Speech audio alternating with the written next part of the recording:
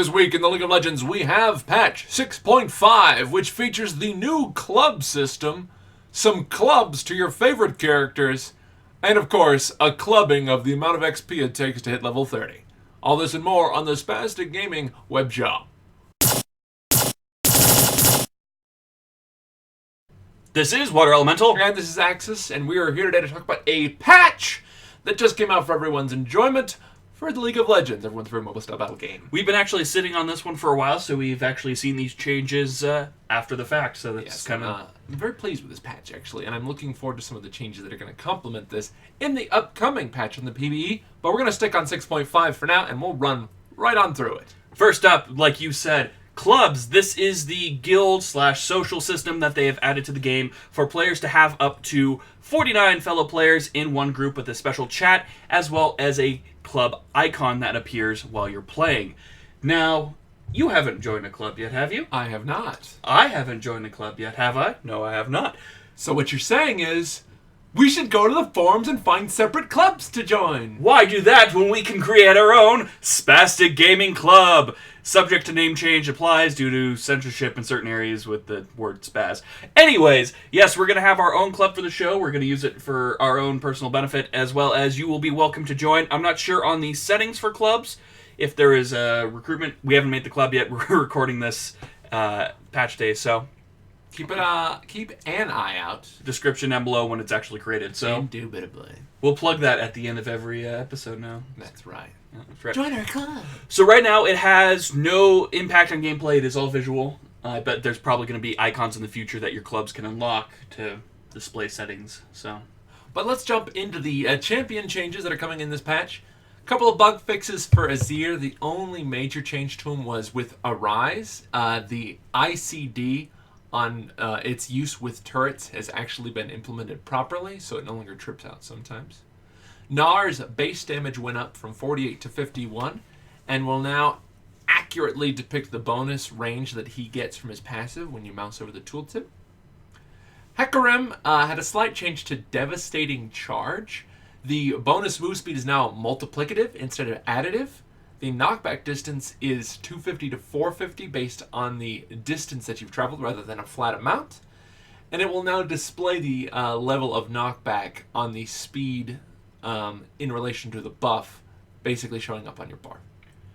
So this is definitely a good change. Hecarim has had a lot of front-end power early game with his knockbacks and stuff. So what they did was they essentially had it scale, so early game it's a lot weaker, so you have more chance to survive. Late game, the knockback is going to be a lot higher, so, you know, knocking into enemy camps or into bases and towers and stuff like that is a lot some strategery. Yes, and the Devastating Charge movement speed is now multiplicative, is actually a huge nerf to him because additive was a base stat in the way it triggered using the movement speed. It was like huge chunks, and now it's kind of a smaller scale. Yeah, multiplicative move speed bonuses in League to have really hard DRs, I think, once you get up to 450. Yeah. And so you really have to watch out for that because you're going to start losing big chunks of speed. Jarvan, Golden Aegis, the cooldown is now 12 seconds at all ranks. Cataclysm, it is now 100 mana at all ranks, and now deals damage to all targets trapped inside the Cataclysm. Really big. It doesn't really big. It doesn't say the actual damage, so I'm assuming it's the same. It's the same damage as before. I mean, Cataclysm doesn't do a ton of damage, but you know, previously you'd hit one target, only the target you clicked would get hit by the Cataclysm damage. So being able to capture even two people with that dunk and get, you know, an extra 250 damage on them, it's a big deal. When this was a AoE instead of a targeted effect, the damage used to be like this, right? Yes. So, well, no. It was still the only target. It's always been targeted. No, you used to be able to just Cataclysm. It was way back in. Oh yeah, no, because that's when it was bad. Yeah. Because you would miss people because the clipping on it was bad. Woo! Kog'Maw, slight changes on his attack speed growth. Doubled a little more than that, actually, from 1.5% to 3.5% per level. His Caustic Spittle, mana cost went down by 20, down to 40 mana. And his W, Bio Arcane Barrage, no longer grants him passive attack speed. However, it now grants him 5 to 25 additional base on hit damage instead of a minimum of 15. So this basically means that he always gets 5 to 25 damage in addition to the flat damage he gets from that spell. and he loses out on, I think, when you minus his attack speed growth, I think it ends up being 18 to 20% attack speed, I believe. So overall, you have to pretty much weigh about 25 damage versus 20% attack speed. And I saw someone do the math, and you really do better with the damage. So we'll have to see. Yeah. Nautilus, huge nerf to Riptide. The damage per wave went down all the way from 200 to 175 at max rank, and it kind of trickles its way down. I noticed this right off the bat as support Nautilus because Riptide, you could still do some decent damage when people are running away from your AD carry, and it tickles them now, and it's kind of sad. Like, this is my favorite skill on Nautilus, so there's nothing more satisfying than getting multiple hits as they're running away in terror. Just blow stuff up. Pantheon, slight nerf.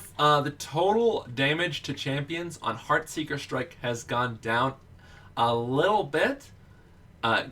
Losing about 10 damage per rank minus the first one, so it loses 40 at cap rank and down. The AD ratio in total went down by 0.6% from 3.6 to 3.0. However, the damage to monsters has increased to 60% from 50%. So, nerf for some reason. Pantheon's kind of a really cool counter pick to a lot of characters, especially with the popularity of TF. So nerfing his front-end vaporization damage, I mean, it makes sense, but it's going to be weird. Grand Skyfall, mana cost went down.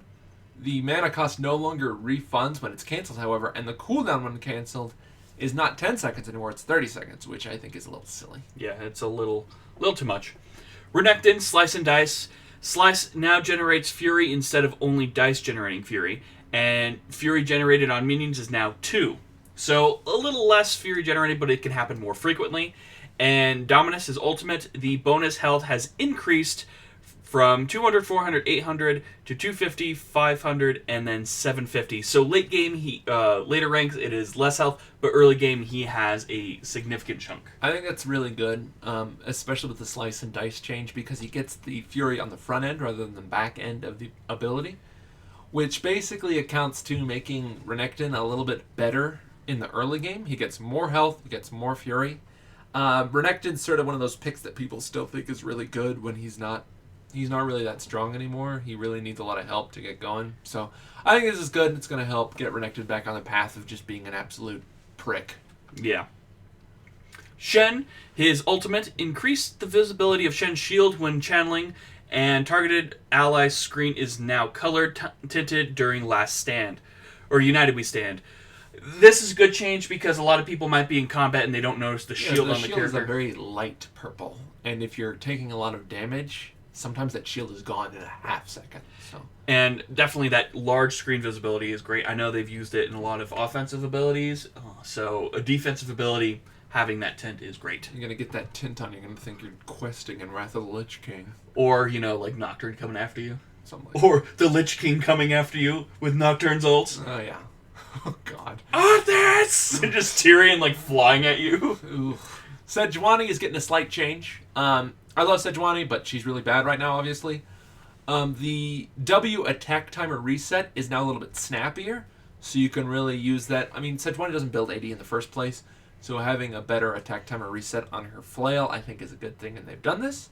The damage on Permafrost actually went up by 20 at the first rank, and it evens back out to 180, so it doesn't gain any damage in the late game, but this is really, really, really going to help her clear times, immensely. It's actually crazy how little damage Permafrost does in the early stage for how bad of a spell it is. Honestly, I think they could buff Permafrost at 20 all ranks, and people wouldn't have a noticeable difference, to be honest, but we'll have to see. Soraka nerfs, thank God. I hate Soraka. I think everybody hates Soraka. She's the pinnacle of please don't play the game characters. Yep, Starcall, the cost went to 50 mana at all ranks. The cooldown is now 5 at all ranks. Now slows all targets damaged by Starcaller instead of just slowing in the center. It will no longer deal 150% increased damage to targets hit in the center. Now it will grant rejuvenation for 4 seconds, restoring 10 to 22 plus 0-1 ability power per second, and gaining 15% movement speed when not moving towards enemies. Anti-Vayne. Yep. Ancestral Infusion, the health amount is now 80 to 200 instead of 120 to 240. A lot less heals. If cast while under the effects of rejuvenation, Soraka gives her target rejuvenation for 3 to 5 seconds based on ranks of Star Call. It is no longer increasing Soraka's healing amount against champions, and is no longer to target minions. So her pushing potential is weakened, definitely not being able to heal the canyons. Zerat's Portal and Banner of Command have recently had a really big resurgence, and this is one of the reasons for this change. I actually like this effect of giving a slow off the bat and giving this rejuvenation. I think it's a better system than just aiming for the center, because as a Soraka, you're kind of in that position where you're just trying to poke them out, and sometimes getting that center isn't worth it. I know that's being weird coming from someone that's like... Well, it's the same thing with Zilean, right? When they changed Zilean, the hitbox for the center of his time bomb, it had to be center to center instead of edge to edge to connect. And Starcall had that same thing. It had to be center to get the bonus damage. So you really had to push that much further to land that slow, and it really wasn't worth a ton. It's like, I got some health back. Yeah. So I can keep healing even though the health cost isn't that high. It just wasn't good risk-reward. It's more important to get that zone control and having that huge area that the opponent can't go into for farming or, ganks or something like that. Something to stop them. And now that it does give this slow, and it's just like, all right, someone's coming from River Bush. I'm going to hit that down so we can retreat. I'm going to throw another one down as they're coming. Well, it gives a vision, too. I mean, it's crazy. It's so good. I love Soraka. I don't play her anymore because I feel like a scumbag. Well, yeah, the Grievous Wound changes. It's ridiculous. Yep. But moving right on, Talon, his ultimate Shadow Assault cooldown went up at all ranks from 75 to 55 to 100 to 60. Now scales 20 per level, so 180 and 60. The mana cost is now 100 at all ranks, so you might be rushing that Sheen a little faster than you're used to. Talon right now, he's a character that's had a big surge in popularity thanks to the new Duskblade item. I like Talon a lot. I don't like the way he plays these days. It feels a lot less, I guess, evasive and more just one dig and then someone's dead. Yeah. I don't know. I sort of like the trading assassin rather than the bursting assassin. That's just me, though. And he's great against someone like Yasuo, who's like, I'm just going to keep putting up this wall. It's like, you jump over the wall. Yeah, and you're like, you are dead now. I'm on your side. What you going to do? It's really funny. Mr. Ergot, his base attack damage went up from 52 to 54. Terror Capacitor, the duration went down to 5 seconds, but now can be cast while channeling Hyperkinetic Position Reverser. Now, Position Reverser now fears enemies 375 units around Ergot for 1.5 seconds after completing the swap. This is exactly what Ergot needs to be useful with his ultimate. Not only can it outposition someone, it now fears anybody around while they're grouping. Yeah, you're still going to have that problem with him just going to be a ranged character in the middle of a group, but now you have that 1.75 seconds or 1.5 seconds to actually flash or sprint or use an ability. This is the big thing with Ergot, right? His weakness was his ult was useful for its tank stats, but when you swapped, you had to do your setup. So, swap, throw a shield up, throw a cask, and then start firing. With this, start channeling, you pop your Terror Capacitor, you swap, they're feared, time for you to get your cask off, and then you start going ham. It's great. This is exactly what he needed, and I love the fact that Fear is seeing some more play again now that, a lot of characters are losing it. By the way, this is a directly away Fear, so this gives you space. This is really good. Yep. Miss Vi, her E, Excessive Force, is now scaling mana cost from 40 to 60, and the damage is now increased from 10 to 90 from 5 to 65. So, big stuff. Yeah, definitely a buff that she needed. Enchantment Devourer, the number of stacks that you get from Rift Herald went from 5 to 2. Good. I hate Devourer junglers. They're so boring. Guardian Angel, its total cost went down by 200 gold, and the revive amount is either 30% or 700 health, whichever is higher. So this is a much better item on Assassins, because this is an early game pickup now. This is what? This is 2,800 gold? Yeah. You get this 4th item, and you'd be fine, and it's really, really powerful. But I see this as, I don't know, not really a necessary item, but an interesting item. We're sort of in a dynamic sort of tank line meta, where basically the tank line just sort of swallows one team's damage. So Guardian Angel being buffed like this is really helpful because it'll let that DPS just sort of pop back up and be like, are you guys sticking around? Because the rest of my team's going to kill you now. So I like this. We'll see how it goes. Yep. And finally, the summoner level progression has been cut in half. This was being tested on the Russian servers for a little while. They kind of kept it and no one really noticed because newer players couldn't really do it. But they did a lot of testing. Russian players were screaming about it, but we're used to Russian people yelling, so we didn't really notice. Yeah. So essentially, it's going to be a lot faster from a player to go from 1 to 30, catch up with those runes, catch up with those masteries, so they're not hindered as much in like mid to lower tier play. They won't have to deal with like what is it, Smurfs. Smurfs kind of get weeded out a lot faster. They get pushed up into mid tier, late tier, and honestly, it's a step in the right direction. I honestly think they need to get rid of tier 1 and tier 2 runes altogether and just add a system to kind of supplement runes in a way that you just kind of craft what you need using IP from that menu or something, because it is an outdated system that needs a look at. Indeed. I like the leveling process. I like this sort of dangerous territory that early levels of League are. You know, you have to play the characters based on their strengths and weaknesses. You're not always going to have a jungler. You know, not everyone has flash. Like, it's really fun playing a level 1 Smurf. Don't get me wrong. But, you know, there's a reason for this, and I'm sure it's going to pan out just fine. And in skin news, we have Elderwood LeBlanc now live on the world servers. Death Blossom Kha'Zix is also available. Both great skins. If you love that Fey and natural, like, kind of, like, leaf theme or, like, plant theme, great skins.